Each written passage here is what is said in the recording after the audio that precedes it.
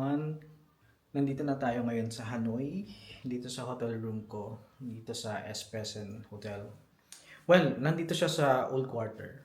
And ito, dito ako sa room. Yung room ko is very straightforward.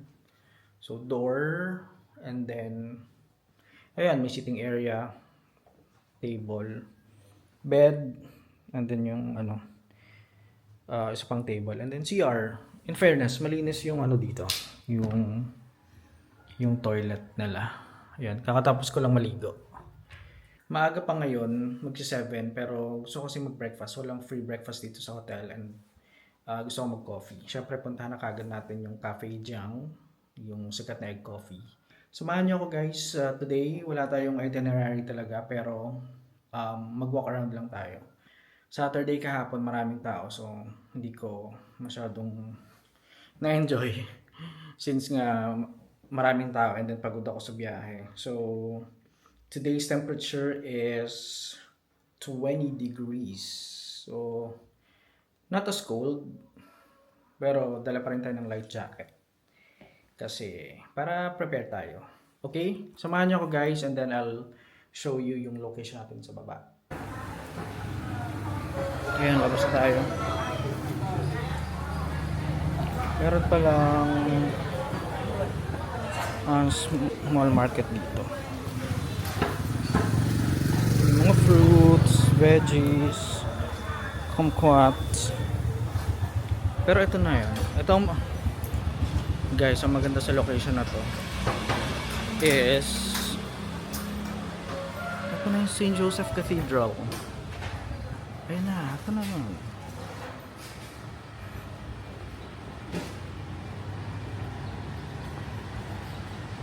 Diba? This is the early morning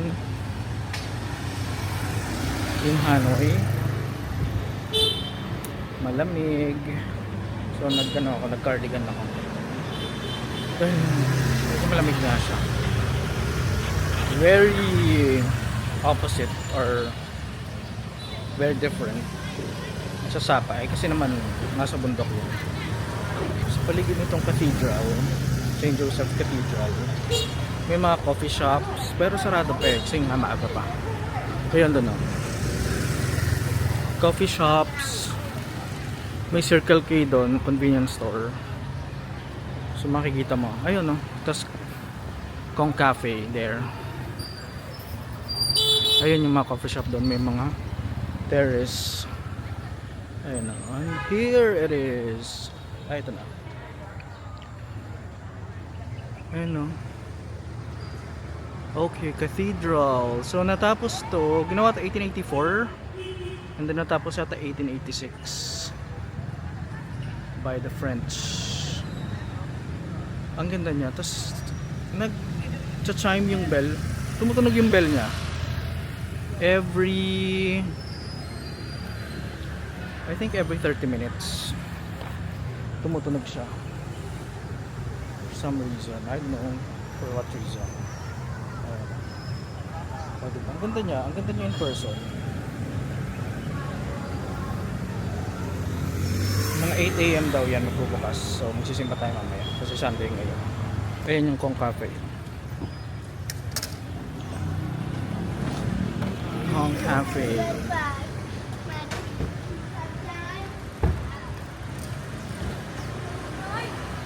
Ayan. This is morning in Hanoi. Ang dami ng motor. Kahapon ang daming tao dito, as in dito sa paligid. Ito may mga parang small chairs dito kahapon. Puno. Tapos itong Kong Cafe.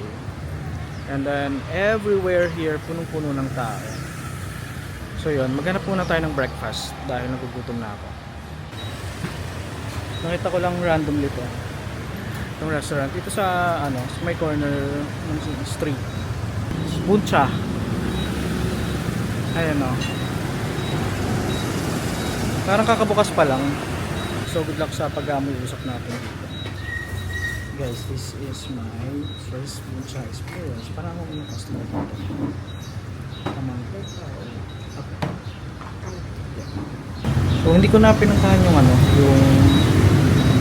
yung pinipilahan. So ito yung I think ito yung grilled na pork, then may rice noodles, isang katutak na pampahealthy, and then ito yung mga condiments na ilalagay mo. Meron silang chilies, garlic, and then ito yung suka na may babad na bawang.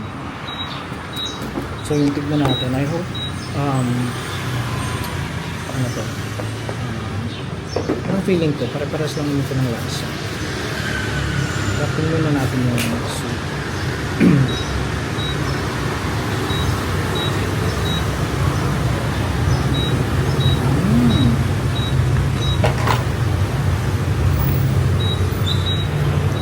Yung soup niya clear, tapos parang manamis-namis siya. Kain muna ako. One Kim Lake, and as you all know, malapit ng Lunar New Year and or Tet dito sa Vietnam, and isa sa mga tradisyon nila is itong pinang-decorate nila, mga ganito plum or peach blossom. Diba? Ang ganda. It's color pink. Alam niyo ba na ito ay cultural thing sa Vietnam? So kung Tet, malapit na yung Tet, una nilang ginagawa is yung naglilinis sila ng bahay, parang spring cleaning, kasi for them Tet symbolizes or culminates the start of the spring season. Kaya yan. And isa pa sa mga pinang-decorate nila is yung kumquat. Yung kumquat para siyang maliliit na orange, and then ano siya, totoo yun, parang Christmas tree nila. So yun, isang napakagandang ma-witness yung timing na nandito tayo sa Hanoi, where in nagse-celebrate sila, especially this is the capital city of Vietnam, and I'm so looking forward na ma-experience ito for the first time. And sakto naman na yung bakasyon natin is na timing sa holiday. Ang downside nito is maraming close na establishment. Hopefully dito sa Hanoi hindi, kasi it will take more than a couple of days na celebration. Ang ganda rin dito sa lake dahil lively yung paligid. Maraming mga citizens ng Hanoi or ng Vietnam na tinitake advantage yung magandang season na malamig para mag-exercise dito, mag-walk, and then mag photo taking. Ang nakikita ko dito ng mga laging especially kahapon, is meron silang Ao Dai, nagsusunod sila ng Ao Dai, national costume nila, to take picture. Ayun, yun lang. Since nandito na tayo sa lake, One Kim Lake, i-maximize na natin yung time natin na makita yung bridge, that iconic red bridge. Ito na. Ayan. Akala ko hindi ko pa siya mapupuntahan dahil nga wala siya sa agenda ko, pero since nandito na tayo, ayan yung bridge. Probably I'll do it sa ibang side. Ayan yung bridge.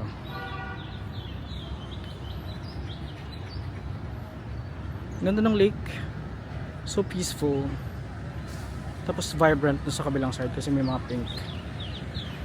Ayun, so balikan ulit natin yung lake mamaya dahil magko-coffee muna ako and mag hop on hop off bus.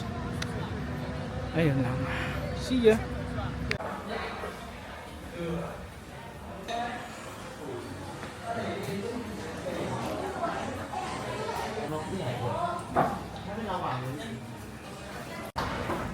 Ito na yung hot coffee.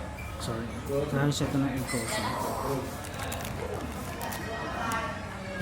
50,000 daw. And then milk bun. Okay talaga yung maaga. maaga kang dumadating kasi wala pa masyadong tao.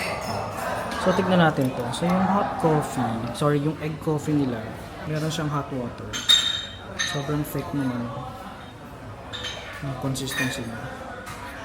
So, makikita mo may isa yung coffee.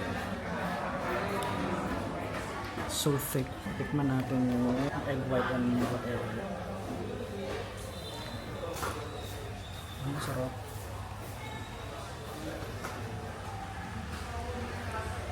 Ang tatang yung kape. Tapos ang tamis ng egg sa ibabaw. So nagsasama yung halo yung ano. Ang tamis saka bitterness and life. Natin milk bread. Milk bread. Lambot siya.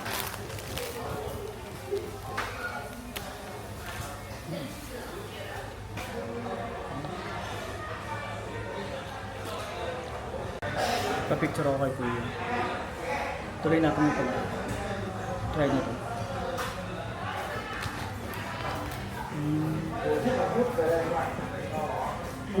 Ano lang.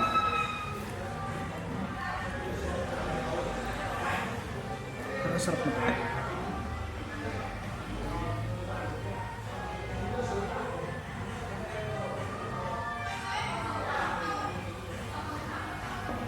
Dessert na siya.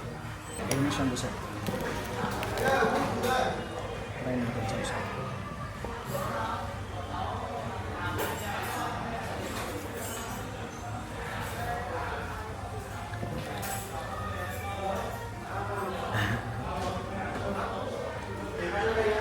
It's a Pinoy thing. Saan na ito? Yung milk bread. Side coffee.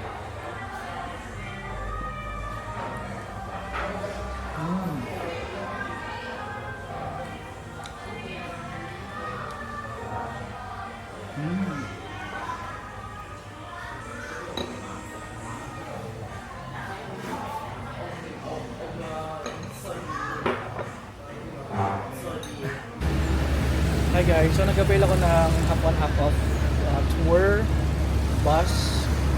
It's an open, well, it's a double decker open bus. 300 Vietnamese dong for 3 hours, for 4 hours actually, and I can get off at any point, and then there's a 30-minute wait time kung mapapick up ka. So for example, una kong bababaan is the Ho Chi Minh Museum. If hindi ako magtatagal doon, like 15 minutes lang ang spend ko doon. In 15 minutes, may dadating na ulit na bus. So bali 30 minutes na wait time para may pick up. So nandito siya sa, ayan na, may landmark, may statue, and then dito siya sa One Kiem Lake. Katapat siya mismo ng Red the Bridge. So at any point siguro aalis na kami. Sana hindi umulan kasi wala akong dalang payong. So yun, sana mag-enjoy tayo. So, ay, meron din palang binibigay na na earphones for the guide. And dapat mamaya ko pang gabi gagawin ko kasi sakto after ko sa Coffee Jam nakita ko siya. So yun, dito na ako bumili ng ticket sa bus. Noong una hinahanap ko pa yung ticketing office, mga 1.8 kilometers from where I was kanina sa Coffee Jam. Tapos baka sakali akong tignan, eto, ayun, dito pala nagbebenta. Meron 300 for 4 hours and then 150,000 dong for one way. Pinuha ko din 4 hours. Only riding 4 hours. Ayan, para kompleto ang experience, mag-hop tayo. Alright, let's go!